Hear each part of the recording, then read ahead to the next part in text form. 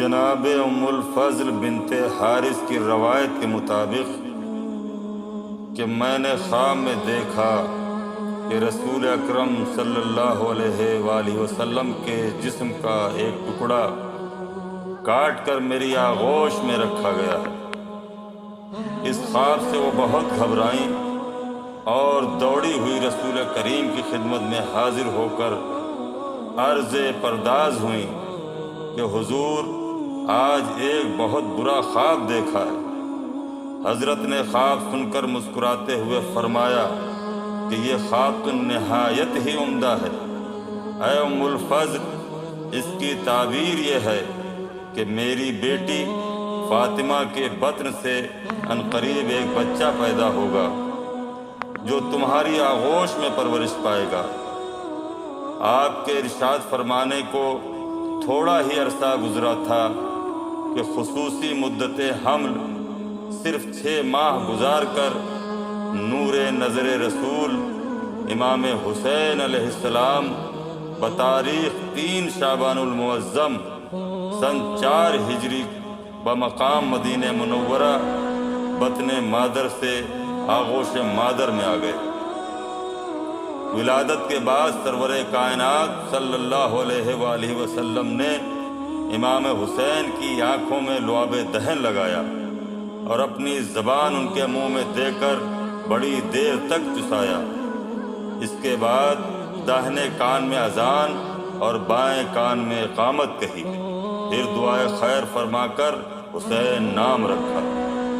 حضرت فاطمہ سے فرمایا کہ بیٹی، جس طرح حسن کا عقیقہ کیا گیا ہے اسی طرح اس کے عقیقے کا بھی انتظام کرو، اور اسی طرح بالوں کے ہم وزن چاندی تصدق کرو۔ الغرض عقیقے کی رسم ادا کر دی گئی۔ حضرت امام حسین علیہ السلام کے القاب بے شمار ہیں، جن میں مشہور القاب سید، سبط اصغر، شہید اکبر اور سید الشہداء ہیں۔ امام حسین علیہ السلام نے پیدا ہونے کے بعد نہ حضرت فاطمہ زہرا کا شیر مبارک نوش کیا اور نہ کسی اور دائی کا دودھ پیا۔ ہوتا یہ تھا کہ جب آپ بھوکے ہوتے تو سرور کائنات تشریف لا کر زبان مبارک دہن اقدس میں دے دیتے تھے اور امام حسین سیر و سیراب ہو جاتے تھے۔